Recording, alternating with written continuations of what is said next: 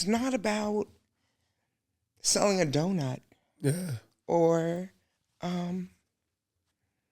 pizza or bread or cheesesteak. It's not about that. It's about when you walk in and you remember your grandmother. Yeah. And now you're bringing your grandchild. I needed to do it my way. I needed to do it with sweat equity. That's all. Just be yourself. Do your thing. Sure. The rest will fall into place. And you ride that high. Welcome to Catch the Moment podcast. I am your host, David Tyree. It is caught by Tyree. That's a great catch by David Tyree. Oh my God. This ball's thrown and Tyree just goes up for it like a basketball player. Welcome to Catch the Moment podcast. It's your host, David Tyree. Excited to have everybody back for another week. We got another amazing episode I'm talking about local royalty. When I say the reason why we do face-to-face is for the local royalty. And today I'm with local business owner, servant to the community in a historic landmark in Morristown, New Jersey, where we connect on the vibe, Kristi Dimogerodakis. Hello, sir. How did I do? Dimogerodakis. Fantastic. Dimogerodakis. Look, my Greek friends called me Kristi D last week. Kristi D? Yeah, because he couldn't pronounce it. So he just bowed out. And he's a Greek man.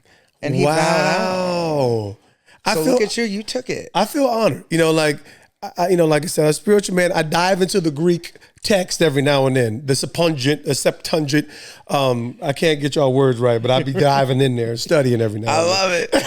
I love it. But I got the four loves down. Agape, if you watched phileo. My Big Fat Greek Wedding, according to the dad, everything started with the Greeks. The Greeks. They were there first. Listen, you are so much. You're just awesome. So we in our pregame chat, we were talking about your legacy in Morristown, New Jersey. I can't wait to kind of get into it. Owner of Verrilli's Bakery. Yes, sir. But you have a social service kind of edge to you. So when it comes to people, it looks like there was some criminal justice. So I went to school. Originally, I wanted to be a cop. Get out of town. So Why? When I was 18, I thought it was like, great. That was an exciting job. I wanted to be a police officer. I wanted to serve. I wanted to help people. I wanted to be that person. Because when I grew up, we were taught that go to the police. They're there for you. It was a community. They're there to help. They're there to love. They're there to assist. Yeah. They didn't have the stigma that they have today. Yeah. Right? And there's a lot of good people doing a hard job. The majority of it. Right. Who get a bad rap because of one or two people who don't know how to control their behavior. But as I got older, so I started taking classes and I started watching the world and I said, you know what? That looks a little dangerous. So you want me to put on a uniform and go help people that really don't like me after all? At all. So let me just stay here and do what I do.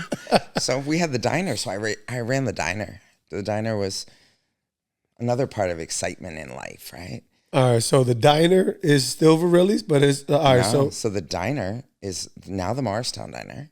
Wow. But I grew up in Lackawanna Diner. Wow. So when my dad came here, he purchased his first business as an immigrant in 1974.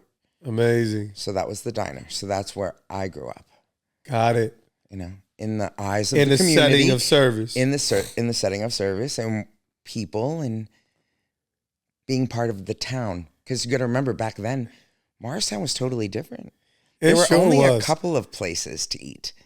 Only a couple watering holes to drink at. Got you. It wasn't this big mass that it is now. The metropolis and Deloitte's moved in. All right, I'm going to backtrack and I'm going to get you because I got to get a little bit of your experience. I know your son has love for the New York Football Giants, but what is your earliest recollection? Anytime, the first time you ever saw the helmet catch, maybe it was last week. I don't know anything. But what was your first time you saw the helmet catch? What was your thoughts? What was your reaction? Any story you got? Go for it. Oh, my goodness. Are you kidding? My kid would talk about you all the time. I actually watched it. I'm a football mom. Okay, so let's clear it. There we go. I'm a sports mom. So all right, that's what's up. From April to November, I was on a field, whether it was baseball or football. I was the crazy mom screaming, crush him, My mother would say, that's not really appropriate, Kristi. That's someone's child. Get on, get on. You know? I see why you and my wife got a lot of common. Right, you know, like that's what you did. You encouraged, you supported. And that was the highlight. As a single mother, I made sure that was my first priority. Yeah.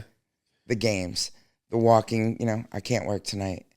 And my kid would look at me and go, Mom, you need the money. Yeah. Don't worry about me. Yeah.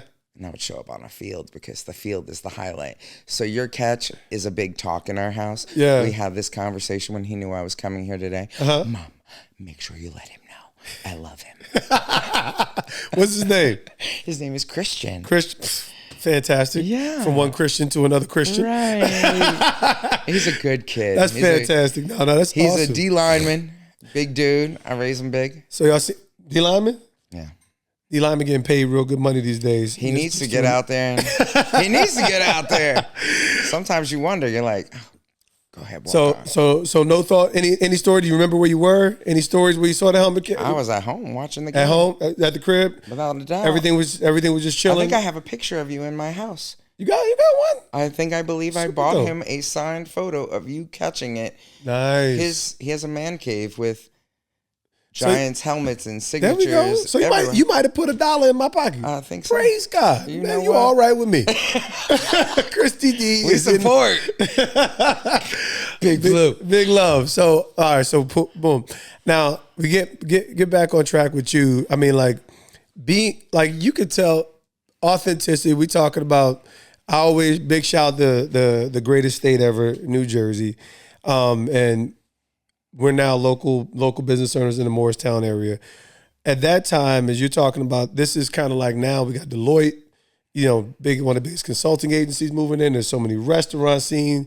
There's things like the Big Chef in 1776 in Morristown. Like not so much about what your thoughts are. What was special about growing up in Morristown, and for you, as still having skin in the game as a business owner, what was special about it, and why do you still remain and feel, you know, deeply connected? So easy. Go for it. The diversity. The fact that Morristown represents the world, right? There's a little bit of everything. It's good. There's young and old, there's rich, there's poor, there's white, black, Hispanic, Asian, you know. I didn't want to move my kid out of an environment like that. Yeah. I wanted to raise him in the same love that I was raised in. It's awesome. You know, that small knit, you walk down the street, they know who you are. Yeah. It's a blessing and a curse. It sure is. Right? It's a blessing and a curse. You're talking about both sides. Right. I walked into a place the other night and thinking that I was unknown. And I walked in, I was like, hey, I'm here to try your ice cream. Mm-hmm. And he was like, oh my gosh, you're the only one that posts on the Morristown stimulus page like me. We're the only two. And I started laughing. And I'm like, okay, you know who I am. You know? So it is a blessing and a curse. I told my kid that when he was little. When you go out, make sure you're mindful of who you are. Yeah. How you behave. Good you lessons. Look just like me. People will look at you and go, I know who your mother is. And it'll get back. And that's the way Morristown was. Yeah. Morristown was a community that raised a child. Right? That's good. I didn't need to worry about tickets with the police because the police would go directly to my father, who I was far more afraid of than authority, right? Yeah. And that's the kind of relationship you want. You want where the household is the dominant force and not the outlier. You want them to be like the safety. I'm getting chills up in here. I think you are. You know, so I was blessed to be raised that way. Yeah. You grew up in the public eye. You knew how to act. You knew how to carry yourself. Yep. Sure, you're kids. You make mistakes. Tons of them. But we grow and we learn. Would I move from town? No. It's awesome. My brother, am I price pointed out of town? Most definitely. Oh, man, that's so hard. As a single mom, raising a kid on one salary, how the hell did I do it? But I refuse to leave it. I don't think that me, who grew up here, should have to now leave it because the median is much higher than my pocket. Yeah. There should be something for everybody. There should be. All right, so this is really good because I think this is happening in so many different places, not just New Jersey. We're in a data age, so everybody's literally mining information and making investment decisions based off of, this is the weakness of capitalism, right? Mm-hmm. How to make a buck versus how to preserve what actually is special, right? So people ask me, why did you, I'm from Monclair. Why did you go to Morristown? Well, it reminded me of Monclair. And I said, Monclair had a massive, massive boom in the 90s. And when I kind of got a chance to skim through my random moments of coming through Morristown, not only did my grandfather live in Morristown, I used to spend Thanksgivings in Morristown. Check that out. Yeah. And I know if I can remember, it's right, it starts with a G. It's a street and it's right behind a little elementary school. We literally fell in these little river and that stream right by this little elementary. But that was the reason why I was like, man, this is like up and coming, just like Monclair was. Most definitely. And I can see the stage. I'm like, well, I missed out on the boom in Monclair. I don't want to miss out on the boom in Morristown. And that's just as a business owner. But when I'm listening to your story, you're talking about what makes life meaningful. So now you got like a real trajectory of not just, a healthy experience, a healthy family experience, but as a business owner, how is that getting thrust into that dynamic? Because there's so many variables that you can't control that really disrupts function. Like it's been tough for us, but it sounds like you've been at the helm for a while. There's money to be made, right? You want growth. Yeah. You want development. You want to see all of these things come to fruition. Is there a time when it gets to be too grand? Mm-hmm. So yes, Morristown's on a boom. It's the next Hoboken. That's what they say, Hoboken right? West. I've heard that. So we have the restaurants. We have the nightlife. The stores are starting to build up. We have now these big corporate offices that are coming in. But where are they? Are they coming out of their office? Or are they just creating the traffic? Yeah. Because I don't see them on Martin Luther King. So look, I have two things in this race, right? I have one as the Morristonian who grew up there. Yep. And remember the small, quiet community. Sure. That at 5:00, it looked like the sidewalks rolled up and there was no movement. And now you have the hustle and bustle. Do I enjoy both? Of course. Absolutely. I live in the township for a reason. Okay. The township is quiet. A little quieter. I can hear a pin drop at night. But the luxury is I can drive into Morristown in 2 minutes and have all of that. All of it. It's good. Do we want that? Do we want growth as a property owner? Heck yeah. Heck yeah. I want to see you come down Spring Street and up Martin Luther King, but I don't want you to change it to the point where we lose the people. This is good. I love this. And people, I'm kind of like diving back into Monclair. It changed my life. I moved from East Orange to Monclair. So when I look at Monclair and Morristown, they're synonymous, just different peaks or different points of growth and what makes a place so special. For you, when you think about your growth and your development, and I'm just talking about even individually, when you think about your character, your mindset, what is causing you to be stable in success, what were some of those variables that kind of allowed you to be a sustainable force as a single mother and a business owner and have healthy perspective and not lose your mind in all these crazy, crazy different pivots? 2017, I went back to the bakery full-time. I had been there part-time. I went back in full-time after I lost my job. I was working in a restaurant. I was there for 15 years. Wow. Left there, went back, decided to put my all into the bakery. Let's keep this going. My thing is that within those walls are people's lives.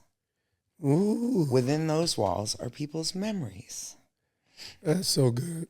That's good. So for me, it's not about selling a donut or pizza or bread or a cheesesteak. It's not about that. It's about when you walk in and you remember your grandmother. Yeah. And now you're bringing your grandchild. That's good. It has all of these great memories. People come in. So I wanted to see what we could do. Yeah. No matter what we did, it didn't work. Look, I'm on Martin Luther King. I'm not on South Street. I'm not. Now everybody should know that MLK, almost everywhere you go, is usually, for whatever reason, I don't know how that works out, is usually not in the prime district of any town. No, but once upon a time, it was the all-Italian neighborhood. So where did immigrants move to when they first came here? They moved to ghettos. They sure did. Come on, tell the whole immigrant story. That's so good. That's the truth, right? Yep. So Mr. Verrilli came over and immigrated in the late 1800s. Okay. To build the railroad. Wow. He was approached by a man named Mr. Mintz. The Mintz family was very wealthy. And he approached him and said, would you put up an Italian bakery? He said, I don't know anything about Italian bakeries. So he said, I'll fund it if you do it. So he went over to New York. He grabbed some Italian bakers. And boom, they lifted their house and put it in. So where Flagler and Clypots are, Clypots used to be called Race, R-A-C-E, Street. Okay. Those were all private homes. So if you look at old Morristown pictures from the neighborhood house down, sure, those were all people's homes. They lived there. Wow. So the Verrilli family lifted, put the bakery underneath. Think about it. Survived World War I, World War II, the Great Depression. I don't even understand it. When people had no money, they would allow the town women to make their bread, make their dough at home, and they would tie like a string or something to signify it was theirs. Wow. And when the ovens were cooling down after production for the day, they would allow the town women to bake whatever they needed, and they weren't worried about the funds. Wow. Right? So if you could do it then, why can't we do it now? Why can't we still continue to care about people? Well, I think that's what we're losing, for lack of better terms, and I have I'm the hopeful romantic when it comes to humanity. But just because of my faith in God, it leads me to hope toward people. If I've been redeemed, that means somebody else can be redeemed. If we can change, that means people can change. If you can change, which is the hardest thing for anybody to do, right, is change, because that presents something unknown or undiscovered, right? And it's hard. So I'm with you. It's like, man, can we just actually, for the wealthy especially, create some leniency, right? Like there was a thing called debt forgiveness, right? Like, and I think that's with measure too. Like, it doesn't mean forever. It means so that people can survive, so that people can feed. My father was paying for the business out of his Social Security. Oh gosh, forfeiting the futures. There was nothing coming in. Couple here, couple there. Yeah. Nothing. I was working for nothing. Man. I was working just so he could have things in the store. That's why I had a second job. That's the job that paid me. Jeez. And then 2020 came. And I said, oh my Jesus, now I don't have any work. Because again, I was working in another restaurant. Oh my goodness. Which I was making great money at and having the time of my life. Sure. But here we are. Now we have 2 weeks. Oh, 2 weeks, the world will be back open. 2 weeks, everything will be great. Let's go down to the bakery and do something for 2 weeks. Yeah. And then it was a month. And then it was 2 months. And then it was 2 years. But while you're going through all of this, you see the suffering that's taking place on the outside. So I was so busy. There were 3 of us running a business. Sure. So we would service for the 11 hours we were open. And then we would prepare after we closed until 1 a.m. Oh my gosh. So that we could do it again at 8 a.m. Oh my gosh. And this was every day. And it didn't matter, right? But I got out. I got out one day to go on a delivery, and I saw the food lines over at St. Margaret's. And that's when things changed, right? That's when it became not about making sure people had a cheesesteak. Sure. Because they were home and COVID is here. It was, oh my goodness, there's mothers and kids out there that need food. Yeah. They're waiting on a long line at a church. What are we doing? Yeah. It was one demographic, right? Because I was getting my unemployment and you were getting your unemployment and everyone's getting an extra $600 and the world is so rich right now, they don't know what to do with themselves. So that they're shopping and buying and buying and buying. But they're still hungry people because they don't have the same benefits that we Americans do. That's true. So now let's figure it out. Jeff Haig saved the restaurants. Talk about Jeff, because that was a saved the restaurants. That was a we have no business experience until 2020, and I remember meeting Jeff, and he finds out we're opening Clean Juice in the middle of a pandemic, and there's the Facebook page, More Stimulus page, and that was my first interaction with Kristi D, because I can't repeat that again. But I'm like, this is my sister. I don't have enough time in the day to start getting involved. But I'm like, this lady is fantastic. If I got 2 minutes to just scroll through and see what's happening, I'm like, my girl is a pillar. Whoever she is, but talk about Jeff, his role, what actually happened. What was the most meaningful takeaway even from that time of Jeff stepping in? I know everybody probably wanted to crown him mayor at that point, and was it because he just did? It looked like he felt the need. I am such a sap. It's okay, because I cry about we can cry everything. together. I'll probably cry. Don't worry about it. I cry about everything. I get a phone call from one of our police officers in town. And she says, listen, did you see the Facebook page? I'm like, no. She goes, there's this page someone created. It's called Morristown Stimulus Plan. You got to go on it. You can talk about what you're doing. I'm like, what? Me? Yeah. You know what I'm doing? That's my forte. I am front of the house all day, right? I want to engage you. I want to love you. I want you to walk in and be like, I didn't know her before, but now I feel like we've known each other for a lifetime. Then I'm doing my job correctly, right? I built a foundation for us to continue on together. This is business 101. Don't miss this. Right? It's not about what you sell. It's about who you are. Woo! Sell you first, and you're always going to do it right. It's excellent. Right? That's so good. So there was this platform that I could go on and share my love and my passion for free. Yeah. Stop it. Move aside, everybody. Let me show you who I am. Yeah. And that was my breaking point. Wow. That was the catalyst that kept me alive. Because now I have people that have lived in Morristown for 25 years walking into the bakery for the first time going, I didn't know you existed. Wow. So his plan was, let's create this page to save the restaurants. Sure. Because when we open our doors in a month, 6 months, a year, do we want the dynamics of our town to be different?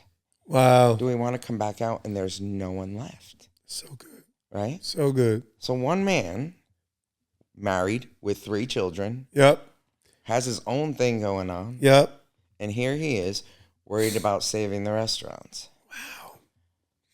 And that just that simple, encouraging voice, right? Yeah. And to get on and to talk to people, to do something like that, to watch a page and mediate, that's a full-time job. It was, because I would watch him step in there and be a real dude. Like, hey, we have a focus.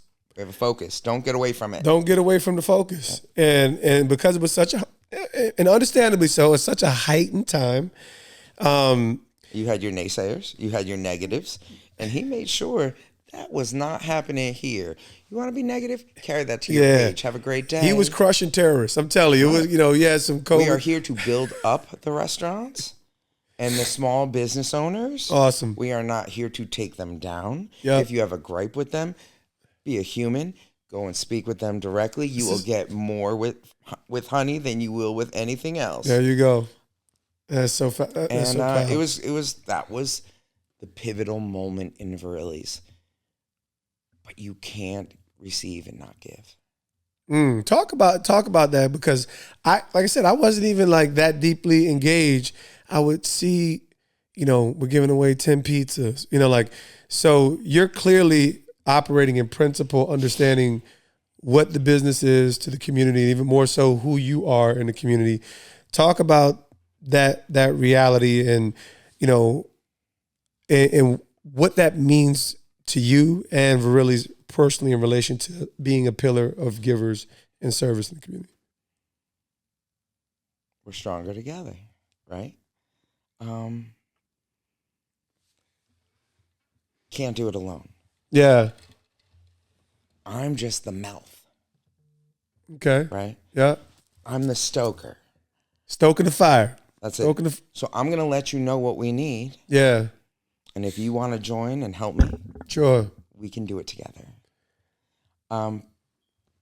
With all that going on, I came back after I saw that line at the church. I pulled into the bakery parking lot. There were women in the lot. Uh-huh. Talking amongst themselves, and came back and I was just like rattled. I was like, can you believe what's going on out there? Did you see that? Yeah. They're like, what? I'm like, well, they food line, people, and oh my gosh, we got to help. We have to do something. Sure. That's all I said. Within an hour, there was a woman at the bakery who handed me a check. She was there, heard me, left, came back, presents me a check for $500. Wow. Told my parents. They want to help.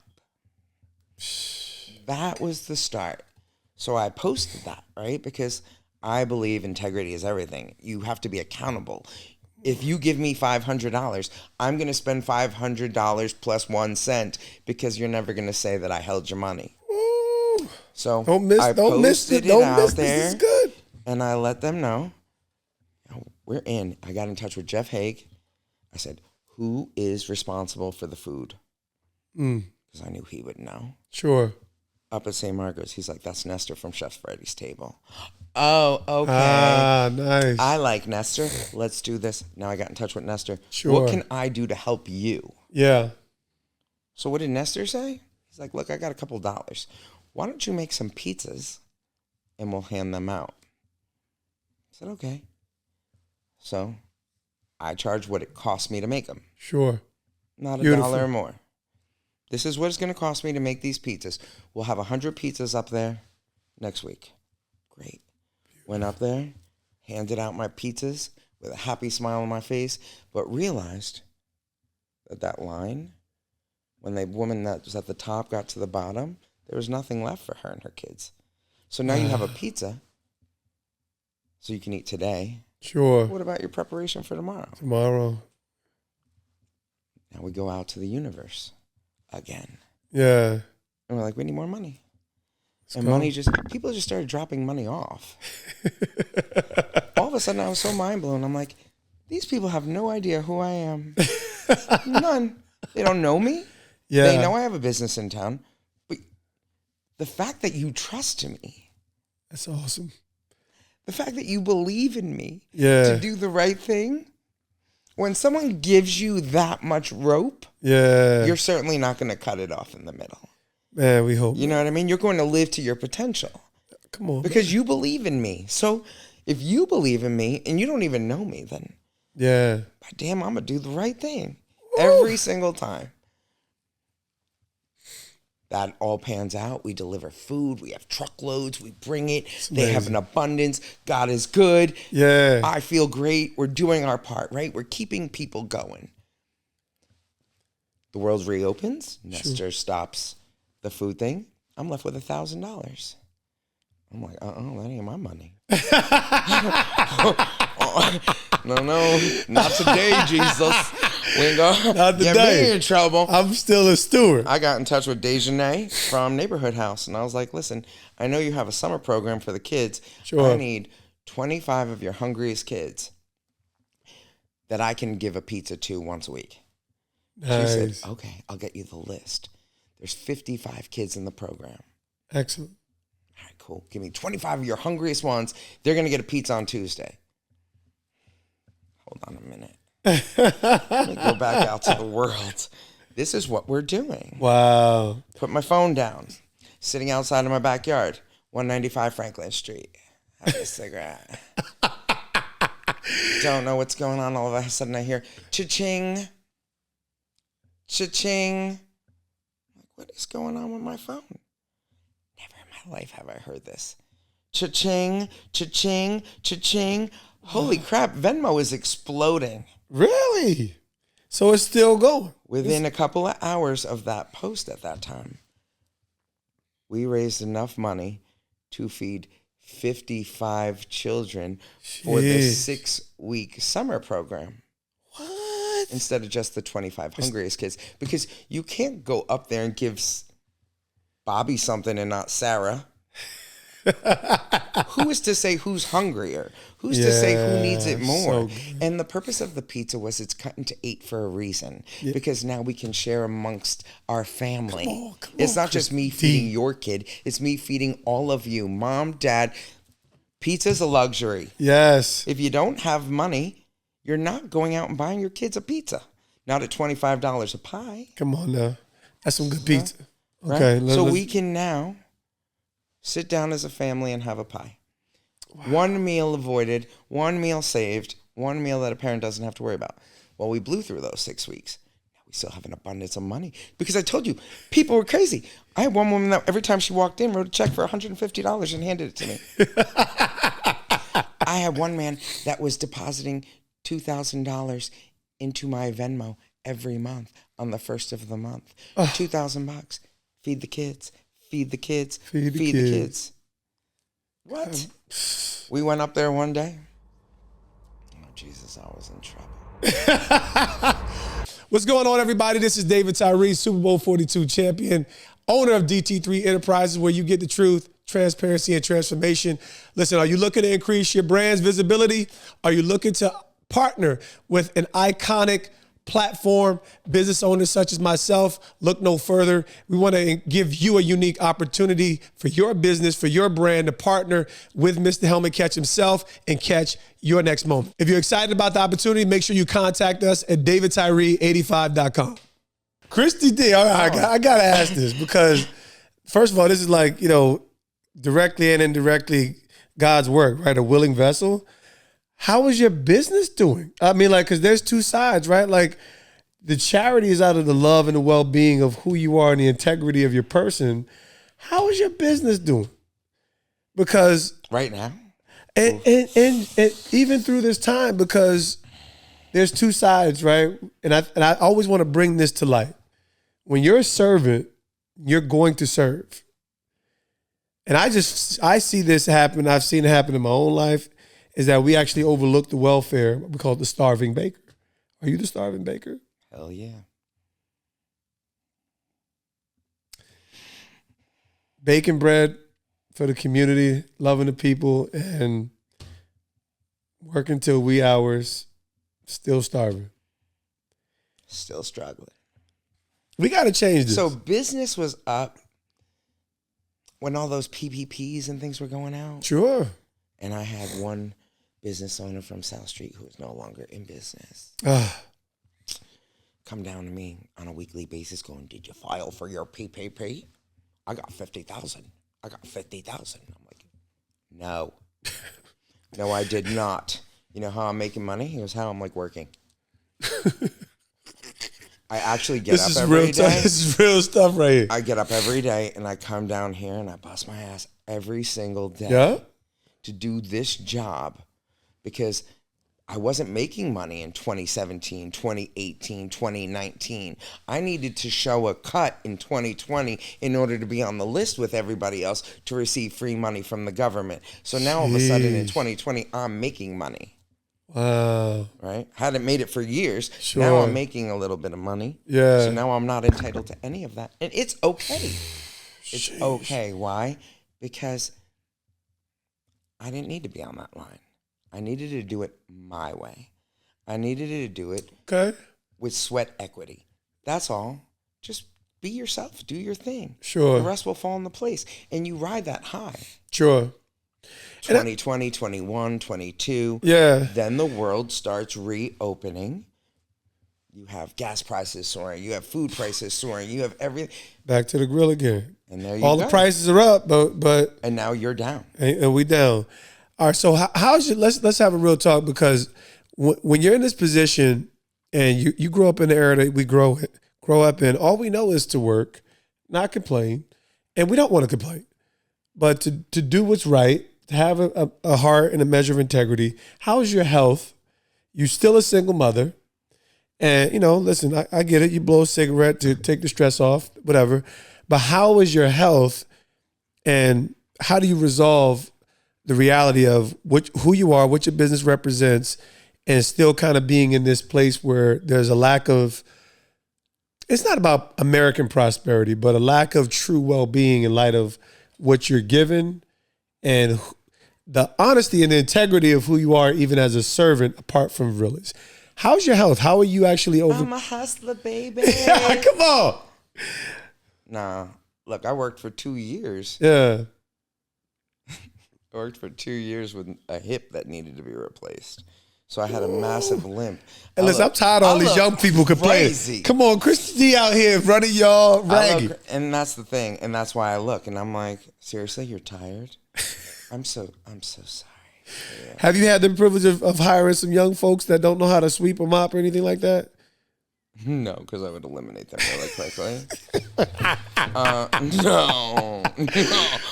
What I do hire, see, this is what I'm big on. Yeah. I'm not going to, we have a lot of volunteers. That's good. Thank God. So we have people that are willing listen to all the work you've been doing. When we were making those 55 pizzas every week for the neighborhood house, we had people that were like, can we volunteer to make it? I had kids that were doing it for their confirmation. I had people that were doing it for, college to be on their transcripts. Sure. That they came down. Yeah. And there's certain people in our community that believe their children should be servants. And there's other people in our community who believe... Send them over to Tyree's table. Right. There's other people in our community that believe that, hey, they don't have to give back. I'm trying to tell you. The ones that wanted to serve, like little kids. I have one family that has 2 little girls, and I love them so much. But the way she introduced them to me was they celebrated their birthdays, and they were gifted money from their grandparents. They're here to donate it. What? You want me to take money from your babies? I can't do that. No, you have to. They have to learn to give. Come on, somebody. Yes. Hallelujah, there's hope. Yes. Keep hope alive. So you're telling me you're teaching your young children that are like 5 and 7 years old to give back to those who are less fortunate so that we can all be good together? Man. I got you. So we feeling like this is part of the recipe and what's missing. Yeah, look, health is one thing. Am I falling apart? I'm 53. Of course I'm falling apart. I need a new knee. I got a new hip. By the time I'm done with this podcast, I'll be totally bionic. And I'll just keep going. Like, my man says, I don't know when to stop. He's like, sit your ass down somewhere. You don't know how to sit. That sounds like me talking to my wife. Right? You don't know how to sit. It was funny because the young man that was at the event with us that night, he's like, oh, she's everywhere. She does so much. I'm like, oh, then I'll love her. And I was like, I went home that night and I was like, thank God we were side by side. That was the most fun I had all night. It was just our dialogue. Because at one point we were just sitting there like, look at this. I love it. But it's all to give back, right? It's not about people getting to know what you give, what you make. Yeah, that's cool. Sure. It's about giving back. It's about working with people that need you. I work with the transitional skills program. So I have kids with special needs that come in to the bakery and they work. And when they first approached me on that, I'm like, you do know who I am. you feel this grill. Feel this. You know this mouth, right? Like the things that it says, it sometimes has no filter. I'm so sorry. She's like, that's okay. Yeah. That's the world. Come on. We're teaching them the real world. Come on, prepare the so people. I had my first girl, this wonderful, wonderful young lady. Her name was Tess. And Tess we would build a recipe together, side by side. Sure. Put this, put that, put this, put that. Tess was with me for 5 years. After she graduated the program, she stayed on. And I would walk in, I'd give Tess a production list. Yep. And she would make everything on her own. I never had to speak to Tess. She was a professional. What? She learned a trade. She can now go off into the world. Come on, man. This is the and beauty. Support herself with the knowledge that she learned at Verrilli's. All right, so that gives me my next question. Because, like I said, I think it's very intuitive. It sounds like your formative family reality as just growing up in a healthy family, parents who love you and committed to you, hardworking, getting these traditional values. What, at this stage now, having these different intersections of having to go work, not making money, being a business owner, what is your defining moment? So we sit up here and we talk. Now you're here, you've arrived, you're seasoned, you know who you are, you've experienced purpose. For you, what did you say is your defining moment up to this stage? And that's in any particular area of life. Now it's about my kid. Okay. Right? Like, my defining moment is watching him grow and morph into who he should be. Right? How old is he now? He'll be 24. Nice. He'll be 24, finding his path. You know, I think boys get a little lost. But I think, like...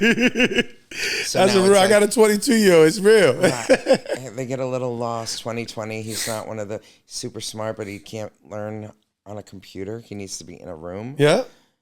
And that's okay. People need to know. Perfect, because that's the way I am, right? I'm paying for that education. I'm like, hello, I got a question. Classroom right. teaching. Explain. Can I call you? Look, I was a perpetual student. Like I said, criminal justice was my first thing. Then I went for social services. Nice. Then I went back to school for nursing. All right, so what was that like for you? Okay, so even the progression, you arrive where you arrive and you know when you're where you're supposed to be. But as you thought police officer, now social services, what is your thought as you arrive? They're all centered around people. People. They're all centered around people. You're never going to put me in an office. Yeah, it is. That would not be beneficial to anyone. I love you got the Rodney Dangerfield vibe. It's so fantastic. No way.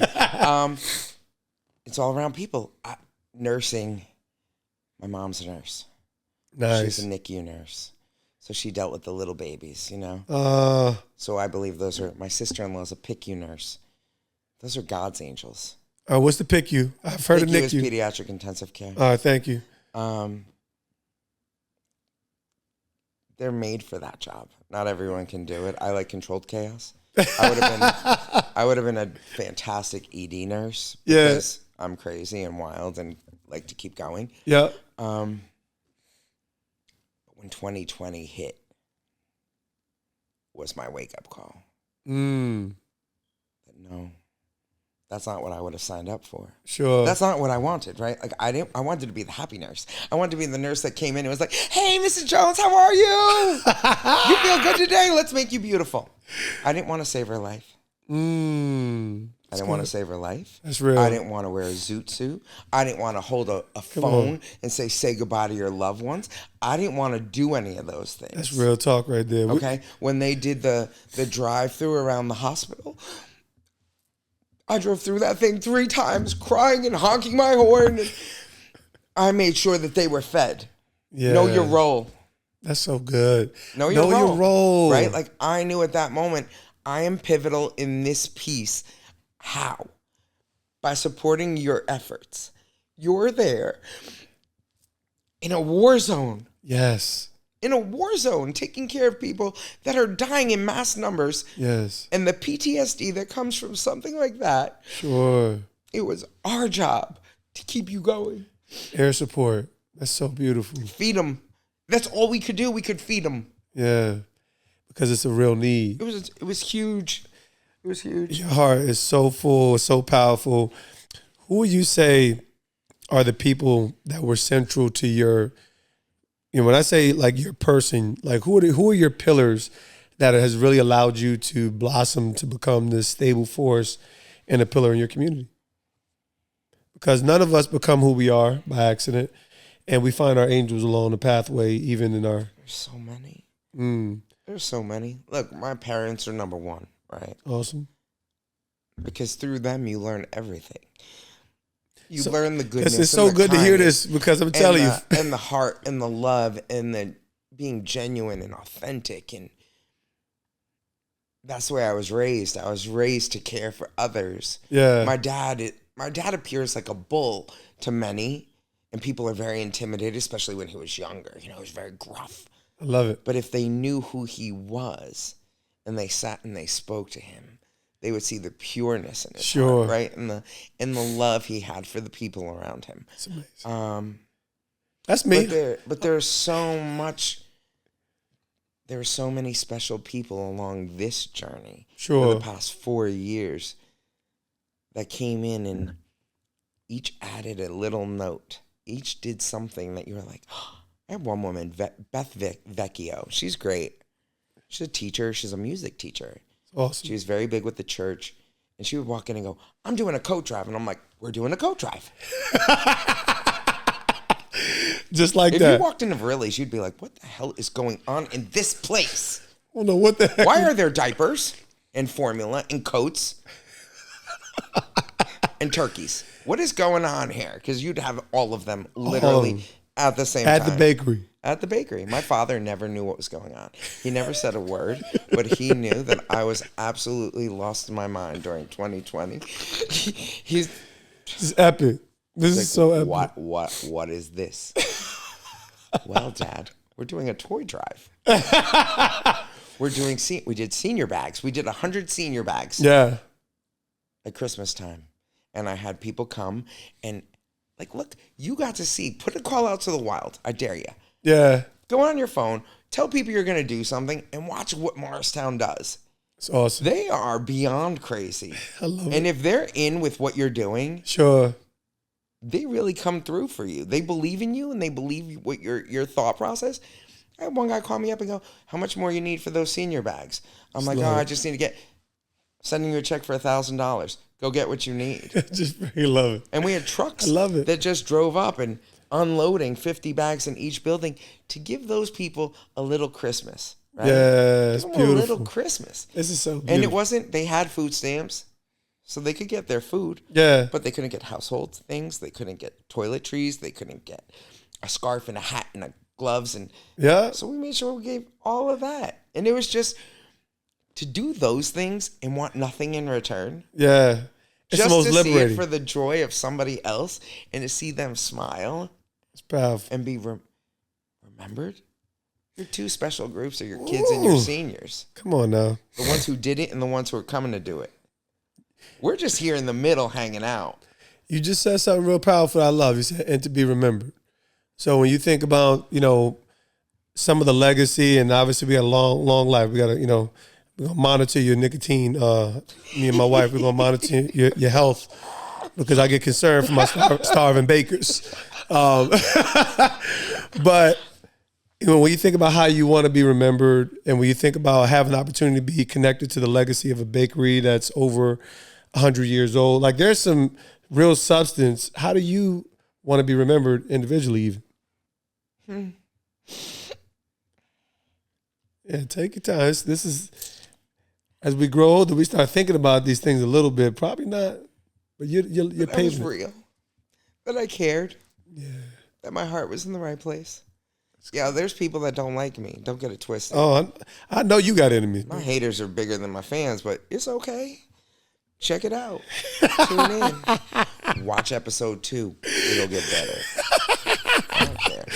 This is Jersey. Okay. I'm not afraid. I try and be respectful and mindful. Yes. And remember who I am and where I come from. And don't lose that, right? Never be too big to forget who you are and where you started. So my dad's an immigrant. He started as a dishwasher. He jumped ship. Didn't speak the language. He forged the American dream for who? His children. Come on, posterity over prosperity. Right? So it's not about the dollar. It's about what people say when you turn your back. Do y'all see this? This is what we do in Jersey, just in case y'all don't get it twisted.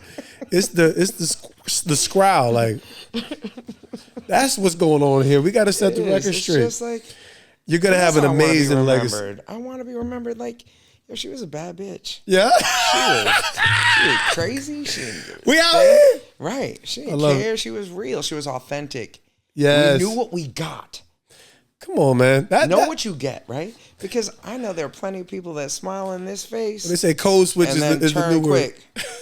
It's okay. Mm-hmm. It's okay. But you want to know the real thing? You always worry. I feel like when you're in a certain age bracket, you worry about what people think. My mom says, when I grow up, I want to be you. She wants to be me. Because I don't really care. You don't care. And it's because when I look in that mirror, can I look at me? Yeah. Can I say, you know what? You did it right. You did it with care. You did it with concern. You weren't self-absorbed. Sure. It wasn't about your personal gain. It'll never be about my personal gain. My father yells at me every day. How much can you give without getting back? Look at where we are now, right? Woo! Business is down half. Prices are up 30.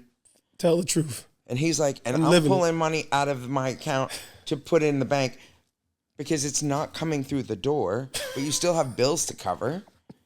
And he's like, but you still want to give to people? And I'm like, yes, I do. Yes. How do we do all of that? It'll be okay. I have faith. It'll be okay. Girl, you got faith. That's for sure. I have faith. You definitely got faith. You know what? The one thing is true.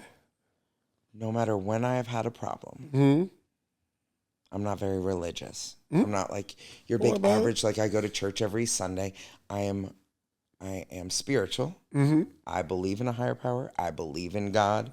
I believe that we should be doing his work and not just talking about it. Sure. During the Lenten season, I don't give something up. I give out. Okay. I like that. Right? Because I feel like I'm acting Christ-like. You know, me not eating a chocolate bar isn't making me a better Christian. But maybe me giving out a chocolate bar makes me a better Christian. Yeah, because he's a giver. Every time you turn it up and you put that, okay, I need you on this one. Yeah. Times are rough. He gives seed to the sower. Oh, within 24 hours, 48 hours, I'm like, oh, you did that again. Okay, all right. So I don't lose faith like that. Even its darkest hour. Your disposition is just so magnetic. One thing I really want to, because it's clear that your capacity to see beyond circumstance is really a guiding force and be consistently who you are. When you think about weathering the adverse things, even in business, what's the most painful experience that you feel like you've had to overcome, right? Because I know we all have them. I had a moment a couple of years ago where I felt like my heart was in my chest, and I'm very, very relatively healthy. It was just a lot going on, and I think I was mentally exhausted. So for you, what was the most painful place for you where, you know, it was darker than maybe than you had to, and you know, whether you had to be pulled out or whether it was the light of God's goodness that drew you out? And how did you overcome that, business or personal?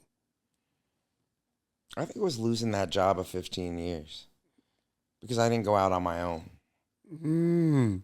That sounded like me in 2020. I went out salty due to someone else's ignorance. Tell the truth. And I was salty tight.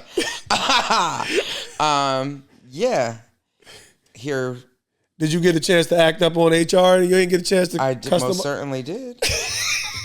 You let him know. I most certainly did because it was, you know, like in a restaurant.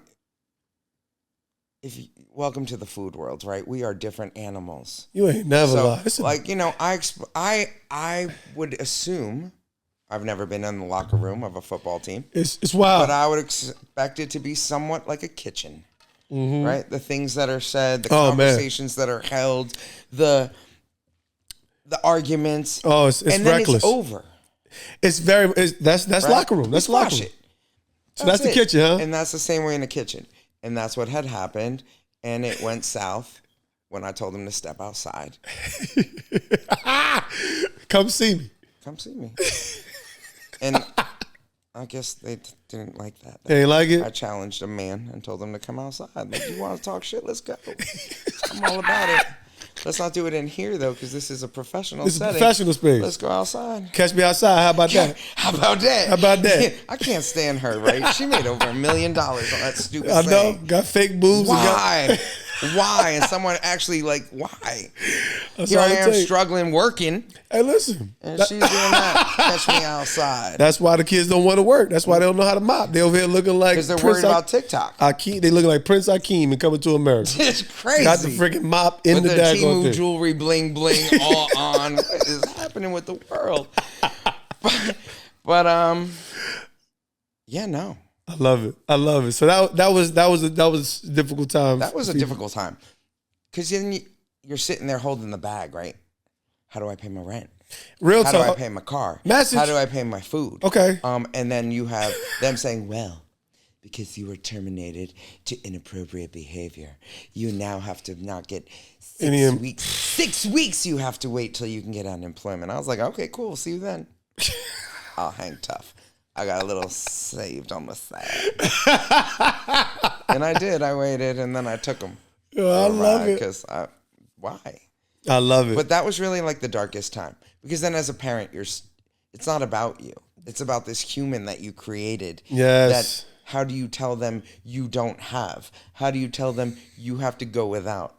I would never do that. Ever. My kid never knew I didn't have money. I would pay my bills and have $1 at the end. And think I was the richest woman in the world. Why?